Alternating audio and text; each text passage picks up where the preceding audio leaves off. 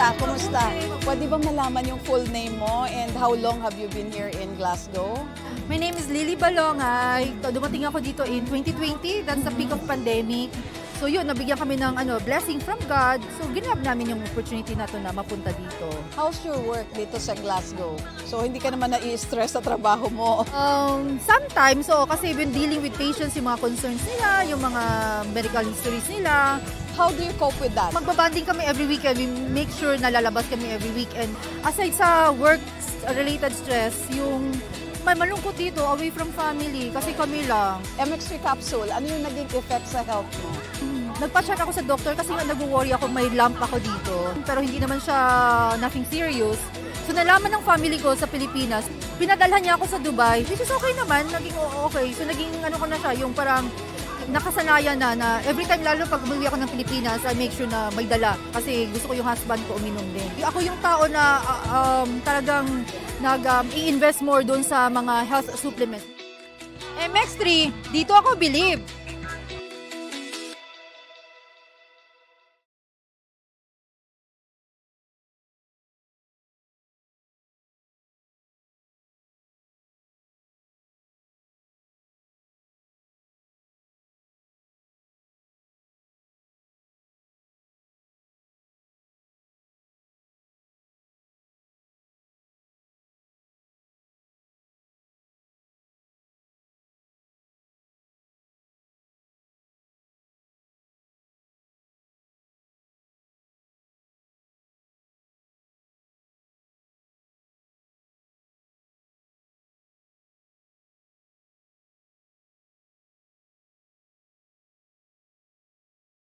Pandilin lang. Huwag pansinin. Huwag i-click ang link. Magsumbong sa NTC sa www.ntc.gov.ph o di kaya'y mag-email sa contratextscam@ntc.gov.ph. Tulong-tulong laban sa text scam. Huwag mo sabihin radyo! Huwag mo sabihin radyo! Sabihin mo! Sabihin mo!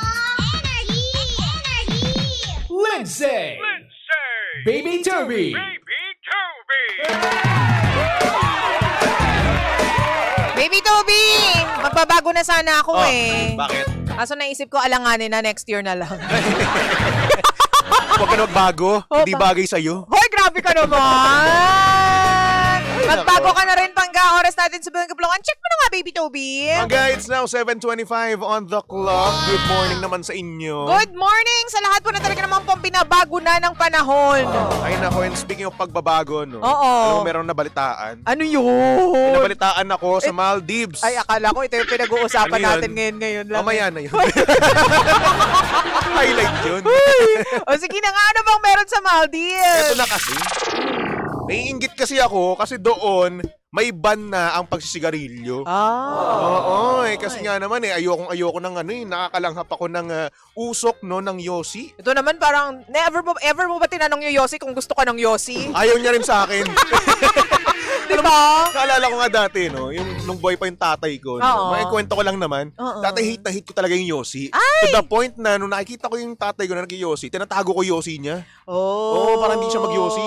Nice, nice. Alam mo ako din in fairness, pareho tayo dyan sa part na yan. So, sobrang ayoko sa Yossi. Nag-aaway, nung magjowa pa lang kami ni Romel, pinag-aawayan namin yun. As in, walk out galore ako kapag nakikita ko. Parang feeling ko yun talaga ginagawa mo. Totoo, be.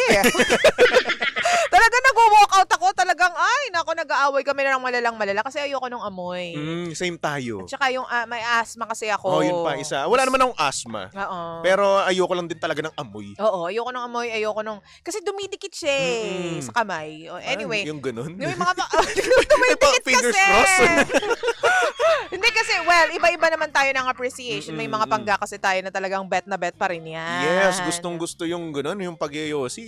Ako ayoko rin talaga. Oo. Una sa lahat, dun sa sa Cavite, kapag pumupunta ako ng school namin, before. May baby bus kami doon at doon ako sumasakay at kapag meron talagang nagyoyosi kahit na nakalagay doon, no smoking. Ultimo driver, nag-smoke pa rin. Ang toko naman. Yung totoo.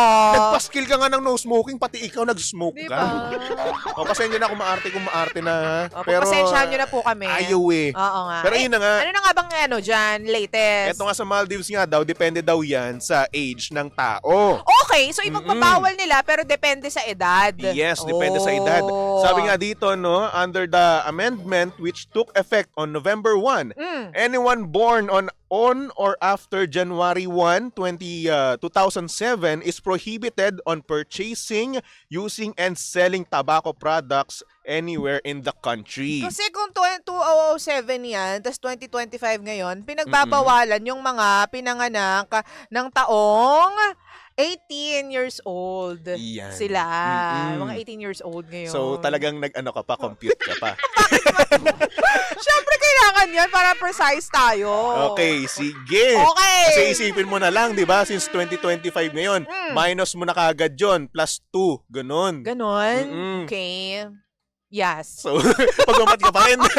Bakit ba? Okay na tayo dyan. Oh, Bawal sige. yung mga 18 years old. Okay, so Okay. bawal yung ganun. Bawal bumili, gumamit, at magbenta Okay. ng tobacco products. Oh, para na rin sa kanilang health yan. Tama ka dyan, DJ Lindsay. Mm-mm. Kasi nga, sabi nga dito, no, according to Maldives Ministry of Health, no, the move reflects the government's strong commitment to protecting young people from the harms of tobacco. Ang taray. Totoo naman yan. In all fairness naman. Ang dami rin naman kasi nakukuha ang sakit. Dito nga sa atin sa Pilipinas, kapag nagbenta ka ng sigarilyo, 'di ba? Doon sa box mismo, makikita doon yung mga sakit na maaari mong Tama makuha. ka dyan, DJ Diba? Lindsay. Kung hindi ka pa ba madiskaril dyan sa pagbili, ewan ko na lang. Alam mo, marami pa rin hindi naniniwala sa ganyan. Marami pa rin Oo. bumibili pa rin Bumibili pa rin. At the same time, no, kung mapapansin nyo, wala na tayong commercial ngayon ng mga sigarilyo, mga nakapaskil sa billboard, di ba? Oo. Kung mapapansin nyo, wala na yan. Mm-mm. Di ba? Pinagbawal na yan. Pinagbawal na. Mm-mm. Okay. So, ayun.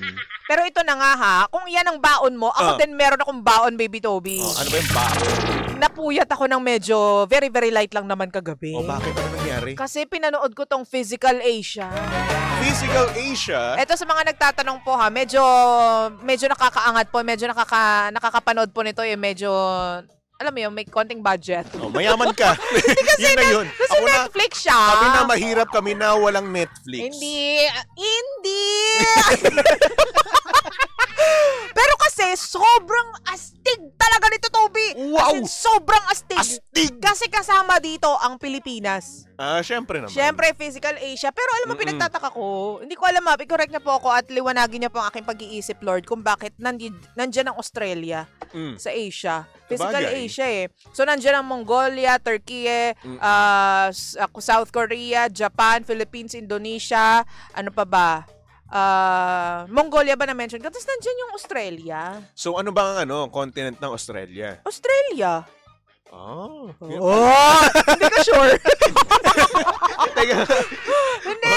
Di ba? Nagtataka din si Romel bakit nandun nga ang Australia Ayun kahit nga. sa FIBA din yata. Basta meron siyang Alam ko, hindi siya part ng Asia eh. Oo. At anyways, no, regardless, ang astig po ng Pilipinas. Kasi nandyan po ang ating pound for pound king, Manny Pacquiao. Siyempre. Grabe, nandyan siya ha. Oo. At saka alam mo ha, pagpasok niya sa room, syempre, tinatawag lahat ng ng bansa eh. Tapos lahat ng players, lahat ng mga pambato nila. Ngayon, tinawag na yung Pilipinas. Philippine! Ganyan, di ba? Pag ibang bansa, walang S eh. Philippine, ganyan. Labas ngayon, syempre, ang focus muna ng camera sa paa. Tapos sa nila, mid-body Bini-build nila, up, build diba? up, ganun yung build up. Tapos, nung pinakita na si Pacquiao, lahat national costume eh, yung ibang mga bansa. Nung si Pacquiao na yung lumabas, ay, senator! Kasi naka-shades, Ay, tapos wow. naka-Americana. Bah. Tapos alam mo yung spirit na, sorry, alam ng lahat, pound for pound king ako, Pacman ako, Pacquiao ako. Ay, grabe, pagpasok niya rin, Baby Toby, sobrang na-amaze ako. Bakit? Lahat ng tao doon, sobrang laki ng ngiti nung nakita si Pacquiao. Grabe. Kahit pa champion ng sumo, champion ng judo, champion ng MMA, lahat ng sport kasi nandun eh. Kaya Physical Asia, basketball, volleyball nandyan. Pero nung nakita si Pacquiao, ay talagang lahat sila bow down kay Pacquiao. Ikaw ba naman 8 division? Lahat, oo, Champion. yun nga. Ko. Tapos lahat talaga pumunta doon sa area ng Pilipinas. Mm-mm, Tapos kinamayan si Pacquiao. Australia, lahat ng nabanggit kong Turkey, Australia, Mongolia, lahat sila. Kaya sobrang, alam mo yung, kahit ikaw makakabahan kay kapag napanood mo, tsaka tatayo yung balahibo mo. Siyempre naman si Pacquiao, he's him. O, diba? Diba? He's him. Siya yung the man talaga eh, no? Grabe. Ayan, para sa akin, no, kung ako tatanungin, no, ako mas na-amaze ako, no, sa isang boksingero na may 8 division world title Siyempre kesa sa naman. walang talo. Oo. Yun lang naman yung para sa akin. Oo. Kasi ang daming mga tao na walang talo diyan eh. True. Mas mataas pa kaysa sa 50 wins eh. True. Yun yung para sa akin. Nandun lahat ng malalakas, yung strongest man ng Australia, nandun. Ayun. Tapos yung pinakamalalaking, basta ang lalapad ng katawan nila. Pero nung nakita nila si Pacquiao, tiklop lahat. Alam mo yung yun. parang na-proud ka na, oh, Pinoy yan. Uy, Philippines! Philippine! Diba? Ay, nako. Well, Pero yun nga, anyway. tulad ng ibang mga manlalaro sa pampalakasan, eh, kasama siya ng Team Philippines, sa team player siya doon. At sin talagang, alam mo yun, nakikipagbalyahan siya. Tulad ng regular players din na nagko-compete para sa contest kasi 1 billion won ang mapapanalunan. Ay, ang laki. Laki. Pero kay Pacquiao, barya lang yun. Bes, nandun siya para sa experience, Oo, I tama. guess. Tsaka syempre, Oo. para i-represent yung bansa Yung natin. bansa natin. Alam mo, Oo. ang hinihintay ko dun talaga, si Heidelin at saka si Si Yulo. Heidelin, no. Kasi Oo. syempre, representative din natin Tama. sila eh, 'di ba? Pero Oo. wala ang nandun parang rugby players at saka nakalimutan ko na ibang sport. Yun. Pero yun, what if, no, accidentally, masapak ni Pacquiao yung isa Yun nun? nga yung iniisip ko. Kasi What meron if? meron dong match na agawan ng teritoryo. So Oo. kailangan mag-stay kayo doon sa pinaka-area na yon, sa spot na yon, at walang basta Pilipinas lang ang magstay or country nyo lang yung magstay doon. Lahat ng umakyat doon dapat mabalya ninyo or ma-prevent nyo sila from coming into the spot. Ko. Pero naisip ko, paano kung accidentally masapak ni Pacquiao, Diba? maano?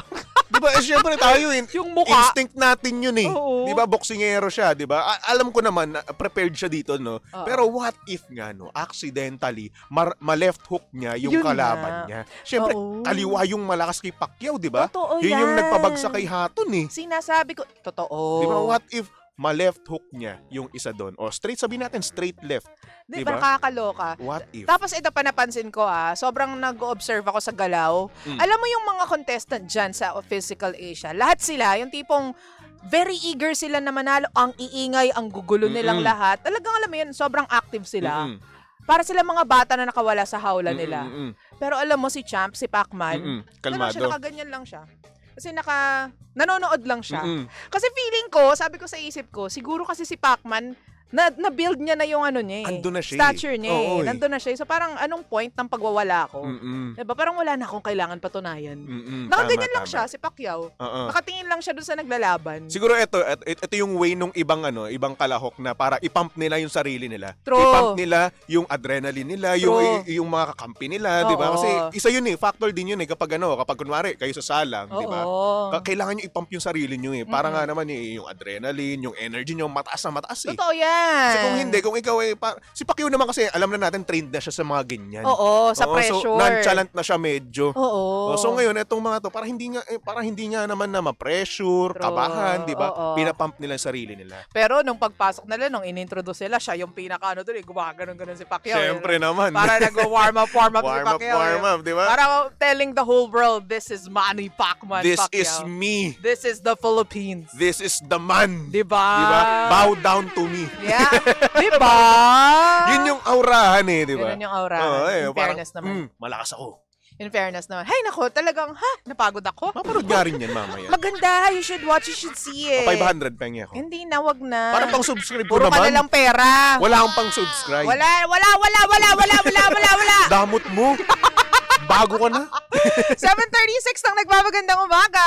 Ay nako mga bangga, magbalik tugtugan muna tayo. Tumutok lang dito sa 106.7 Energy FM. Pangga, wag mo sabihing radyo. Sabihin mo, Energy! Lindsay.